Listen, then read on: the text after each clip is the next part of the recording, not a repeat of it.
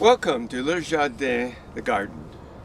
Well, this is late fall, and let me tell you, it was cool, and it's basically cold at the moment.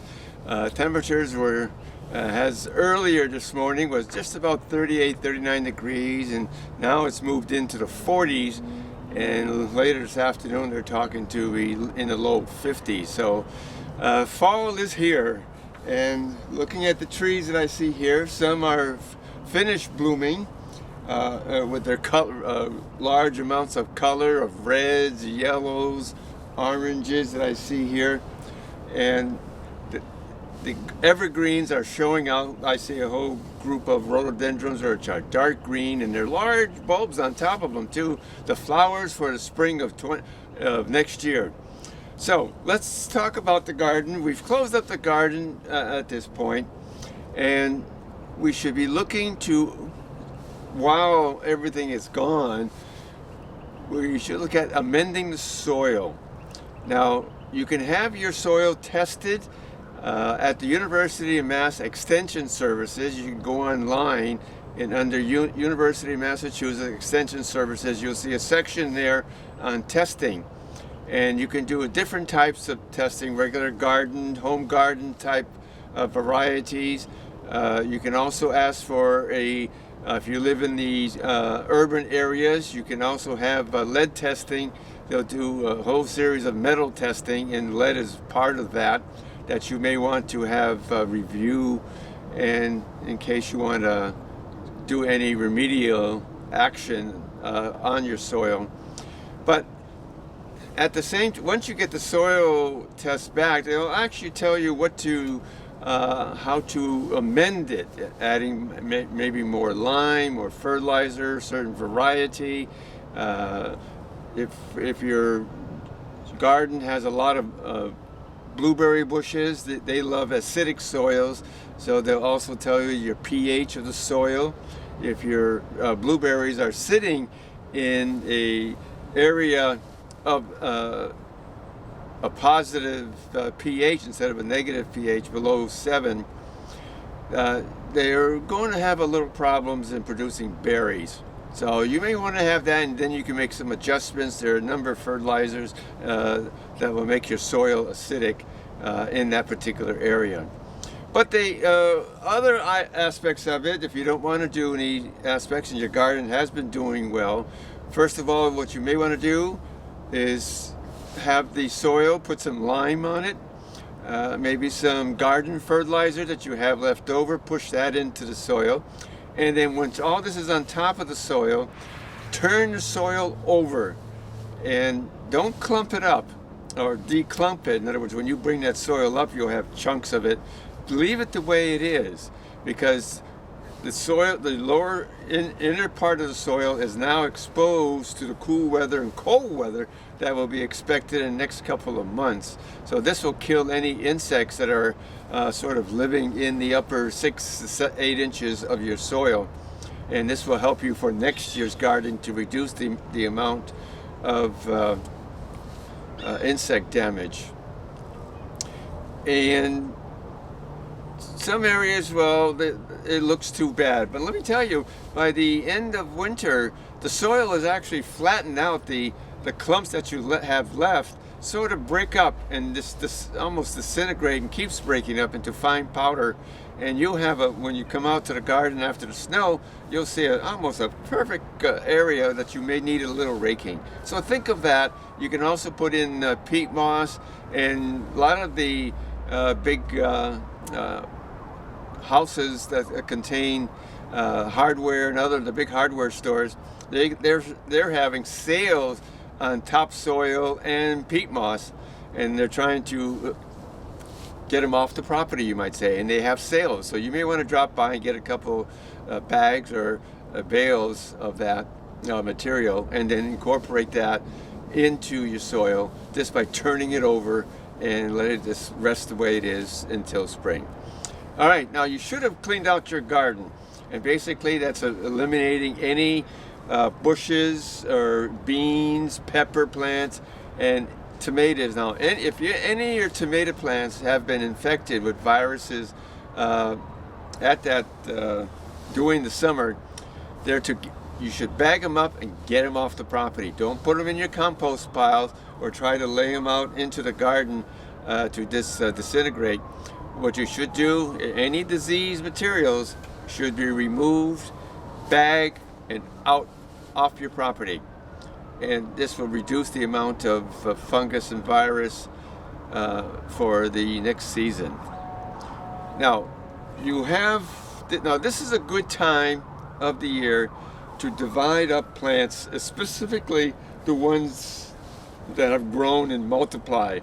Usually, like for instance, daylilies, coneflowers, irises, they need separation and dispersion, I would say, every 3 to 5 years. Daylilies, I usually recommend that every 5 years you split them up, you lift them from the ground, split them up, and just spread them out.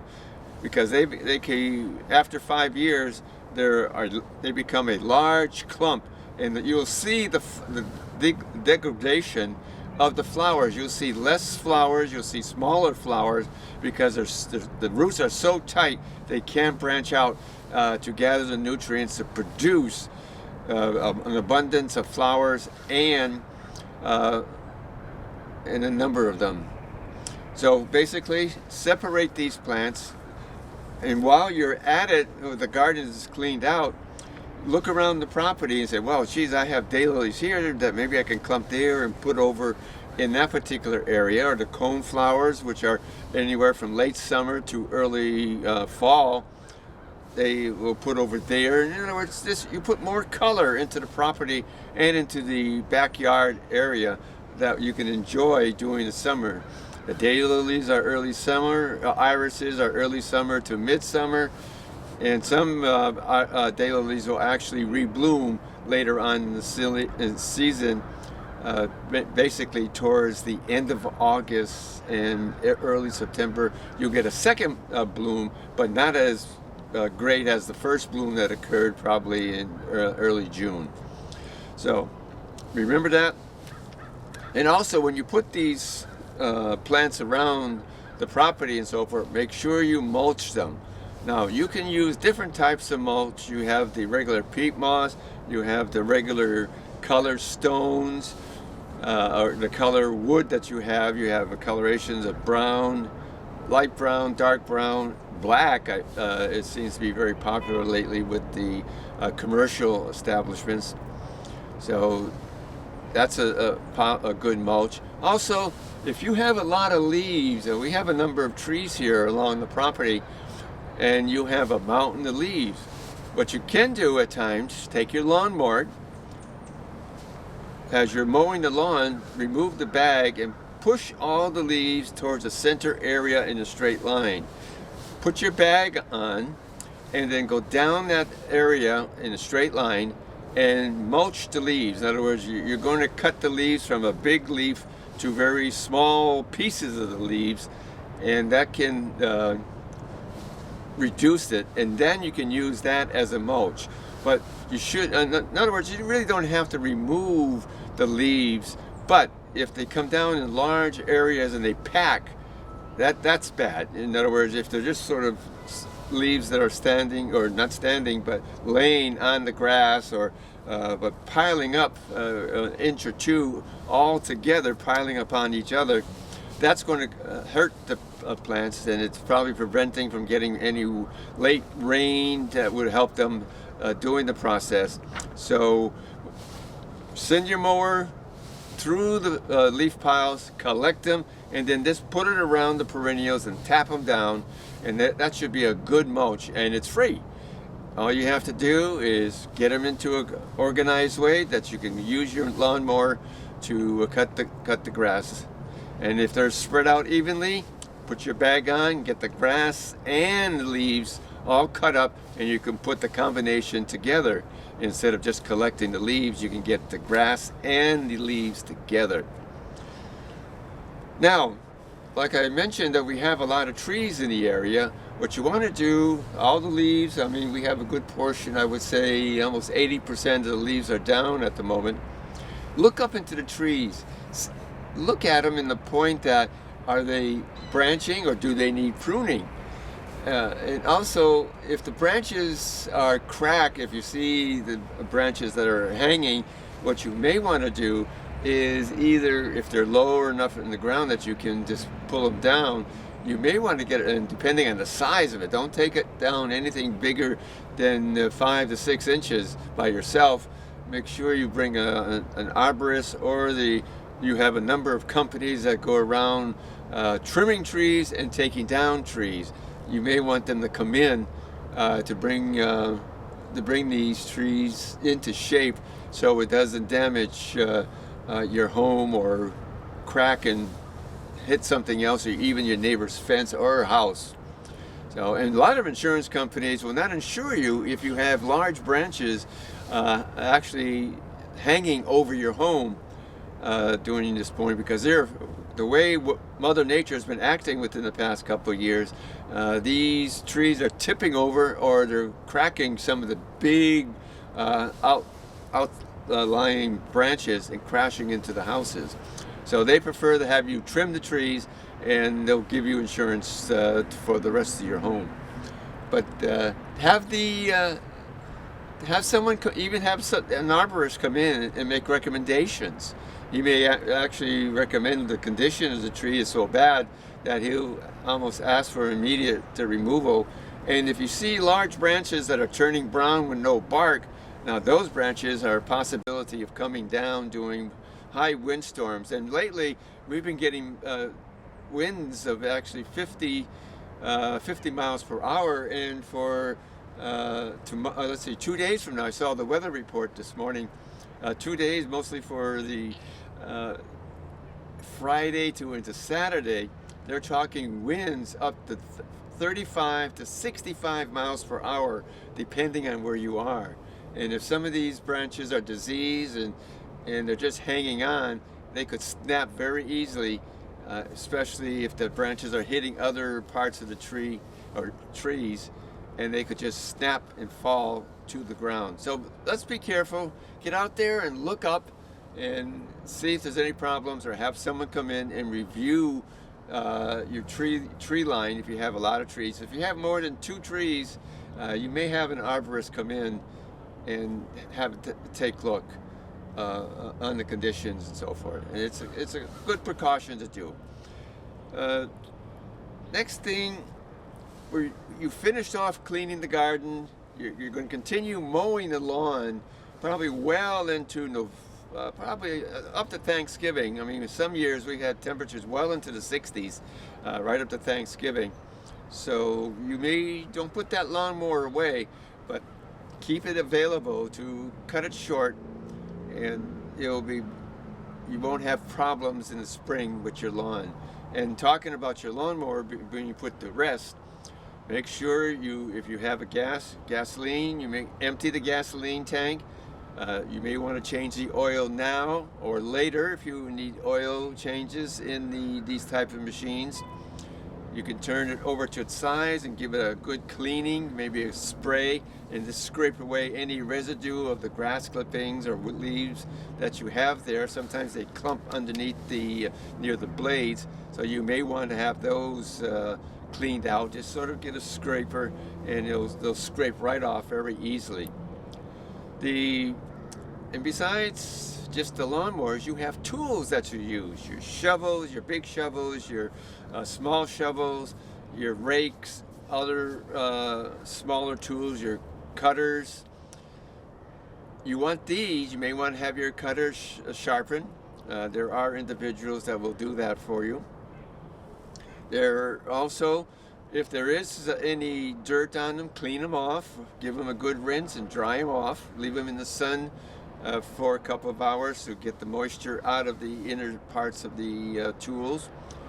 Then what you may want to do is just spray 3-in-1 oil on the tools, and then put them away in the toolbox and store them, especially for when children roaming around in your garage and so forth. They'll see a box, or they may see their tools, and they'll walk around with a hammer in their hand tapping anything, and that could be your vehicle, your concrete, bricks, or any valuables that you have in the garage, and they're just having fun.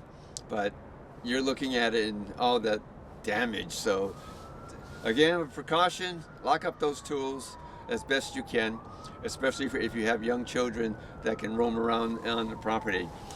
And talking about tools, now you use, depending on how you run your garden, you may have some pesticides, you may have some insecticides, you may have liquid materials that you put into a solution. And what you want to do with these for winter, now many of these chemicals may be in a solution, or they may be in solid form, solid little pellets that they dissolve. And you really want to lock these up and put them high on a rack so your children cannot get at them. So this is really a warning to you. Make sure your chemicals of the insecticide, pesticides, any oils that you've been using on your tools, put them in a box of some sort, label it, and they have stickers now with the skeleton. I mean, Halloween just passed a couple of weeks ago. You can get even stickers available at half price showing the skull and bones to put on these boxes to indicate that this is poisonous and not to be touched. And it's a careful idea, and just clean them and store them as safely as you can. Now we have, of course, you've been doing all this work, physical work. You have been taking notes. Remember we talked about this earlier, doing the spring startup, that you should be taking sort of a map of your garden, and you indicated where you're going to put the peppers, the hot peppers, the sweet peppers, where you're going to put the tomatoes, where you're going to put the zucchinis, the squash, the cucumbers, radishes, and any other types of the materials that you're growing at this point, and even doing companion planting. Now we have blueberries here, plants, and we have the miniature ones. I'll talk some more about these plants later during the session, but we have companions. We have the blueberry bush, and 3 feet apart we have empty space. So what we're doing, we planted some mints, basil, sage, and so forth. The blueberry loves these types of plants to be around it, and for the past couple of years we've been doing that, and the blueberries look pretty good, and the crops blueberries seem to be increasing within the past couple of years with this companion planting. So think about that, and there's a lot of literature on the internet, and by just going to and doing companion planting and they'll give you a whole series of books, pamphlets, or even information on the internet that you could use and even think about for next year. Also, hopefully at this time the temperature's been really cool, and in some areas the temperature's actually been down into the low 30s. I hope you shut off your water to the outside and you put the cap over the opening. Also, you emptied the hoses themselves. In other words, you pick up the hose at one end and you walk with it overhead, and the water that's in the hose should be coming out at the other end.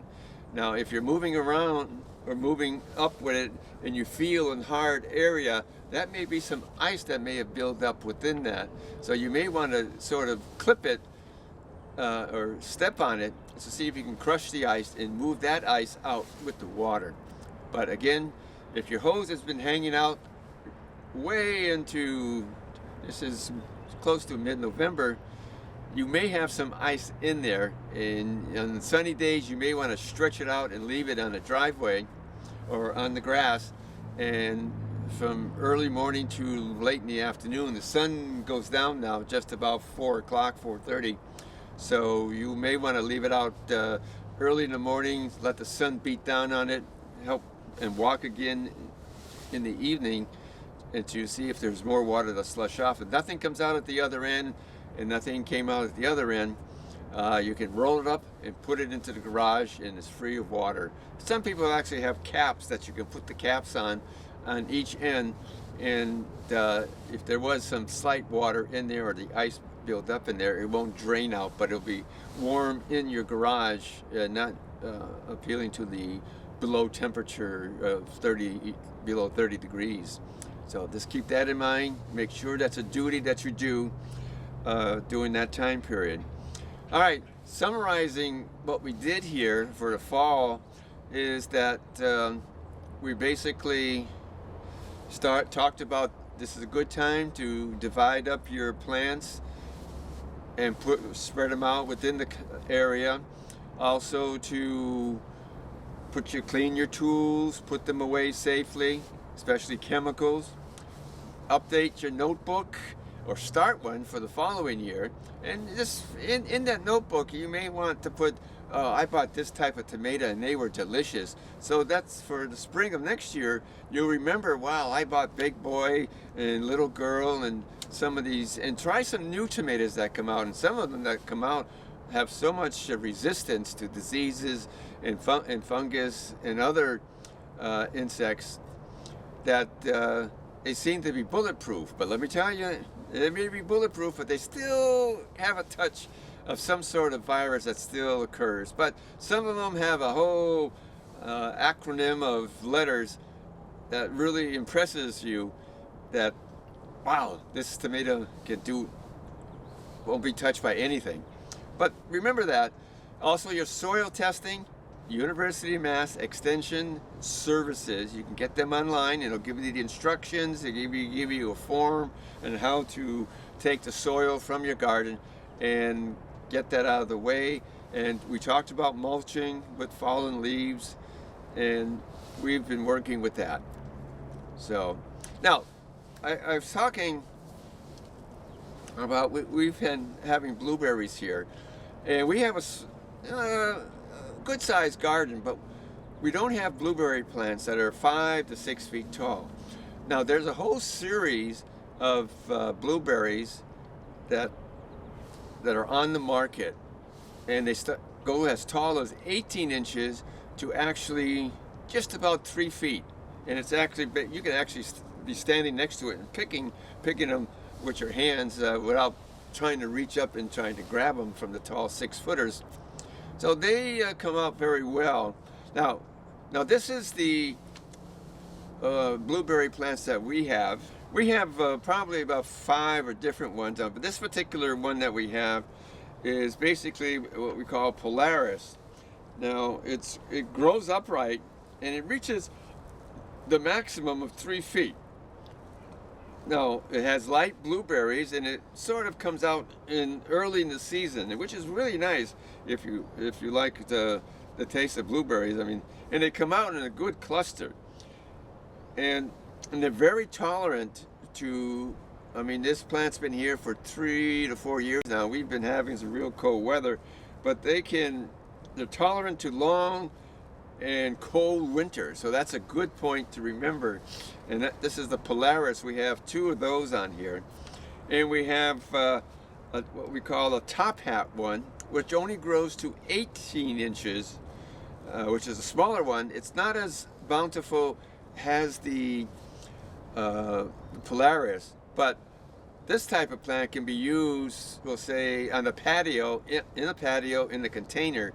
But during winter, you should bring that container inside, and you don't have to if you have to leave it on a porch or on a balcony area, you insulate the plant with maybe three layers of the heavy-duty bubble wrap.